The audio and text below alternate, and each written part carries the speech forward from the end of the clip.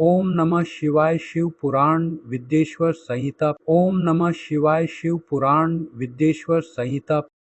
21वां अध्याय शिवलिंग की संख्या। सूत जी बोले, महर्षियों, पार्थिव लिंगों की पूजा करोड़ों यज्ञों का फल देने वाली है। कलयुग में शिवलिंग पूजन मनुष्यों के लिए सर्वश्रेष्ठ है। यह भोग और मोक्ष देने वाला एवं शास्त्रों का निश्चित सिद्धांत है। शिवलिंग 3 प्रकार के हैं, उत्तम, मध्यम और अधम। 4 अंगुल ऊंचे वेदी से युक्त सुंदर शिवलिंग को उत्तम शिवलिंग कहा जाता है। उससे आधा मध्यम तथा मध्यम से आधा अधम कहलाता है। ब्राह्मण, क्षत्रिय, वैश्य तथा शूद्रों को वैदिक उपचारों से आदर पूर्वक शिवलिंग की पूजा करनी चाहिए। ऋषि बोले, हे सूत जी, शिवजी के पार्थिव लिंग की कुल कितनी संख्या है? सूत जी बोले, हे ऋषियों, पार्थिव लिंग की संख्या मनोकामना पर निर्भर करती है। बुद्धि की प्राप्ति के लिए सद्भावना पूर्वक 1000 पार्थिव शिवलिंग का पूजन करें। धन की प्राप्ति के इच्छुक 1500 शिवलिंगों का तथा वस्त्र हेतु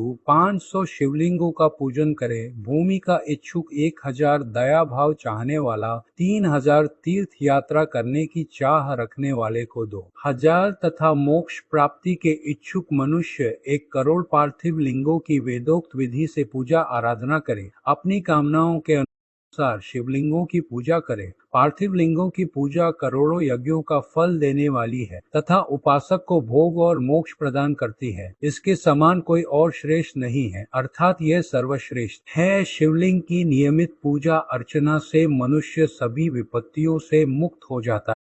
शिवलिंग का नियमित पूजन भवसागर से तरने का सबसे सरल तथा उत्तम उपाय है। हर रोज लिंग का पूजन वेदोक्त विधि से करना चाहिए। भगवान शंकर का नैवेद्यांत पूजन करना चाहिए। भगवान शंकर की 8 मूर्तियां पृथ्वी, जल, अग्नि, वायु, आकाश, सूर्य, चंद्रमा तथा यजमान हैं। इसके अतिरिक्त शिव, भव, रुद्र, उग्र, भीम, ईश्वर, महादेव तथा पशुपति नामों का भी पूजन करें। अक्षत, चंदन और बेल पत्र लेकर भक्ति पूर्वक शिव जी का पूजन करें तथा उनके परिवार, जिसमें ईशान, नंदी, चंड, महाकाल, भृंगी, वृष, स्कंद, कपरदीश्वर, शुक्र तथा सोम है का 10 दिशाओं में पूजन करें। शिव जी के वीरभद्र और कीर्तिमुख के पूजन के पश्चात 11 रुद्रों की पूजा करें। पंचाक्षर मंत्र का जाप करें तथा शतरुद्रीय और शिव पंचाग का पाठ करें। इसके उपरांत शिवलिंग की परिक्रमा कर शिवलिंग का विसर्जन करें। रात्रि के समय समस्त देव कार्यों को उत्तर दिशा की ओर मुंह करके ही करना चाहिए। पूजन करते समय मन में भगवान शिव का स्मरण करना चाहिए। जिस स्थान पर शिवलिंग स्थापित हो वहां पर पूर्व, पश्चिम और उत्तर दिशा में न बैठे, क्योंकि पूर्व दिशा भगवान शिव के सामने पड़ती है और इष्ट देव का सामना नहीं रोकना चाहिए। उत्तर दिशा में शक्ति स्वरूपा देवी उमा विराजमान रहती है। पश्चिम दिशा में शिवजी का पीछे का भाग है और पूजा पीछे से नहीं की जा सकती, इसलिए दक्षिण दिशा में उत्तराभिमुख होकर बैठना चाहिए। शिव के उपासकों को भस्म से त्रिपुंड लगाकर रुद्राक्ष की माला, बेलपत्र आदि लेकर भगवान का पूजन करना चाहिए। यदि भस्म न मिले तो मिट्टी से ही त्रिपुंड का निर्माण करके पूजन करना चाहिए। ओम नमः शिवाय शिव पुराण विद्येश्वर संहिता। ओम नमः शिवाय शिव पुराण विद्येश्वर संहिता।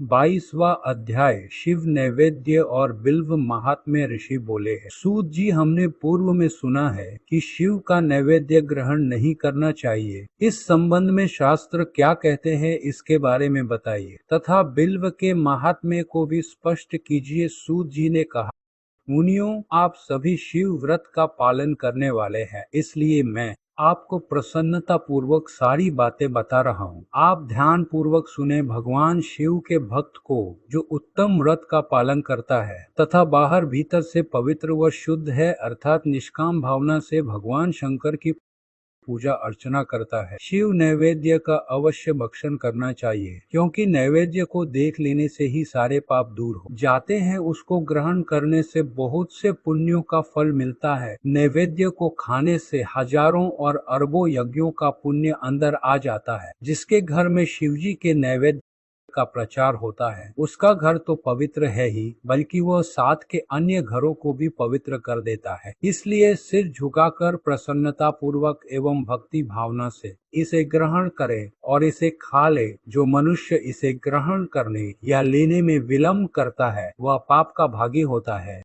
शिव की दीक्षा से युक्त शिव भक्त के लिए नैवेद्य महाप्रसाद है। जो मनुष्य भगवान शिव के अलावा अन्य देवताओं की दीक्षा भी धारण किए हैं, उनके संबंध में ध्यान पूर्वक सुनिए। ब्राह्मणों, जहाँ से शालग्राम शिला की उत्पत्ति होती है, वहाँ उत्पन्न लिंग में, रसलिंग में पाषाण रजत तथा सुवर्ण से निर्मित लिंग में देवताओं तथा सिद्धों द्वारा प्रतिष्ठित लिंग में केसर लिंग, स्फटिक लिंग, रत्न निर्मित लिंग तथा समस्त ज्योतिर्लिंगों में विराजमान भगवान शिव के नैवेद्य को ग्रहण करना चांद्रायण व्रत के समान पुण्यदायक है। शिव नैवेद्य भक्षण करने एवं उसे सिर पर धारण करने से ब्रह्म हत्या के पाप से भी छुटकारा मिल जाता है और मनुष्य पवित्र हो जाता है। परंतु जहाँ चांडालों का अधिकार हो, वहाँ का महाप्रसाद भक्ति पूर्वक भक्षण नहीं करना चाहिए। बाणलिंग लौ निर्मित लिंग सिद्धलिंग उपासना से प्राप्त अर्थात सिद्धों द्वारा स्थापित लिंग स्वयंभूलिंग एवं मूर्तियों का जहाँ पर चंड का अधिकार नहीं है, जो मनुष्य भक्ति पूर्वक स्नान कराकर उस जल का 3 बार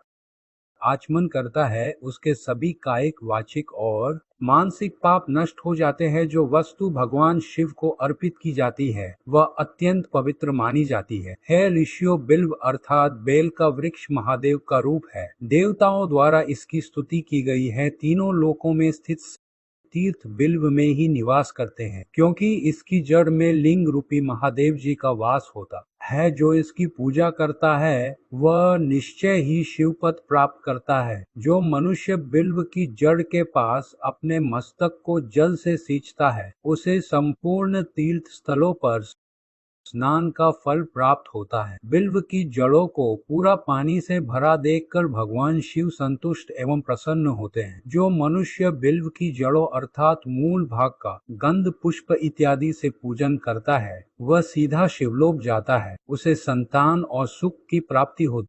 भक्ति पूर्वक पवित्र मन से बिल्व की जड़ में दीपक जलाने वाला मनुष्य सब पापों से छूट जाता है। इस वृक्ष के नीचे जो मनुष्य एक शिव भक्त ब्राह्मण को भोजन कराता है, उसे 1 करोड़ ब्राह्मणों को भोजन कराने का फल मिलता है। इस वृक्ष के नीचे दूध, घी, पके अन्न का दान देने से दरिद्रता दूर हो जाती है। हे ऋषियों, प्रवृत्ति और निवृत्ति के 2 मार्ग हैं। प्रवृत्ति के मार्ग में पूजा पाठ करने से मनोरथ पूर्ण हो जाते हैं। यह संपूर्ण अभीष्ट फल प्रदान करता है। किसी सुपात्र गुरु द्वारा विधि विधान से पूजन कराएं।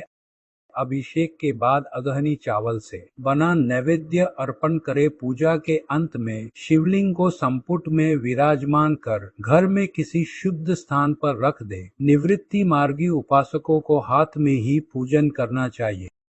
भिक्षा में प्राप्त भोजन को ही नैवेद्य के रूप में अर्पित करें। निवृत्ति पुरुषों के लिए सूक्ष्म लिंग ही श्रेष्ठ है। विभूति से पूजन करें तथा विभूति को ही निवेदित करें। पूजा करने के उपरांत लिंग को मस्तक पर धारण करें।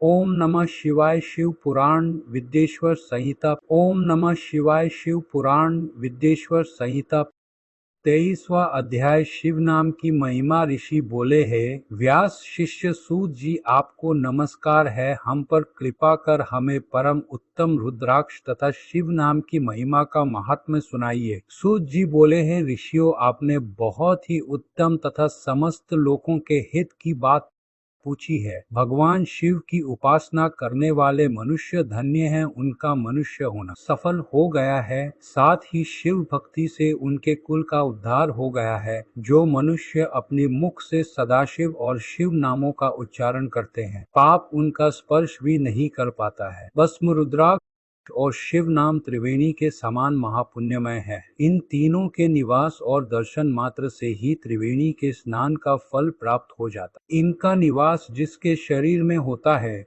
उसके दर्शन से ही सभी पापों का विनाश हो जाता है। भगवान शिव का नाम गंगा है। विभूति यमुना मानी गई है तथा रुद्राक्ष को सरस्वती कहा गया है। इनकी संयुक्त त्रिवेणी समस्त पापों का नाश करने वाली है। हे श्रेष्ठ ब्राह्मणों, इनकी महिमा सिर्फ भगवान महेश्वर ही जानते हैं। यह शिव नाम का महात्म्य समस्त पापों को हर लेने वाला है। शिव नाम अग्नि और महापाप पर्वत है। इस अग्नि से पाप रूपी पर्वत जल जाते हैं। शिव नाम को जपने मात्र से ही पाप मूल नष्ट हो जाते हैं। जो मनुष्य इस पृथ्वी लोक में भगवान शिव के जाप में लगा हुआ रहता है, वह विद्वान, पुण्यात्मा और वेदों का ज्ञाता है। उसके द्वारा किए गए धर्म कर्म फल देने वाले जो भी मनुष्य शिव नाम रूपी नौका पाकर भवसागर को तर जाते हैं, उनके भवरूपी पाप निसंदेह ही नष्ट हो जाते हैं। जो पाप रूपी दावानल से पीड़ित है, उन्हें शिव नाम रूपी अमृत का पान करना है। मुनीश्वरों, जिसने अनेक जन्मों तक तपस्या की है, उसे ही पापों का नाश करने वाली शिव भक्ति प्राप्त होती है। जिस मनुष्य के मन में कभी न खंडित होने वाली शिव भक्ति प्रकट हुई है, उसे ही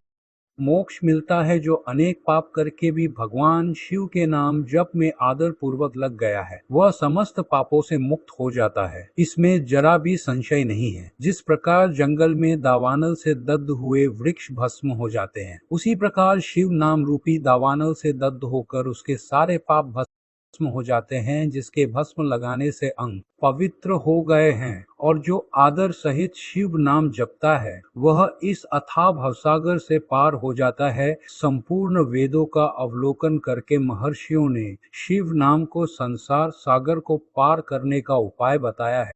भगवान शंकर के एक नाम में भी पाप को समाप्त करने की इतनी शक्ति है कि उतने पातक कभी कोई मनुष्य कर ही नहीं सकता। पूर्व काल में इंद्रद्युम्न नाम का एक महापापी राजा हुआ और एक ब्राह्मण युवती जो बहुत पाप कर चुकी थी। शिव नाम के प्रभाव से दोनों उत्तम गति को प्राप्त हुए हैं। द्विजो, इस प्रकार मैंने तुमसे शिव नाम की महिमा का वर्णन किया है।